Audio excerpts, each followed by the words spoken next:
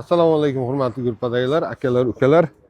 Bugun 13-yanvar 2026-yil Surxondaryo Sherobodga Ikrom akamizga, Bahrom akamizga 75 talik mexanik korobka ekskavatorimiz sotildi.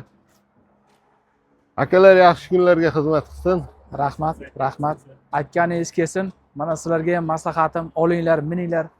Texnika yaxshi. Ko'rdik, ma'qul keldi. Oldik. Alovuddin akamizga ham katta rahmat. Hammamizga ham nasib qilsin shunday texnikalar. Yaxshi kunlarga buyursin aka. Rahmat. Yaxshi kunlarga ishlatingizlar.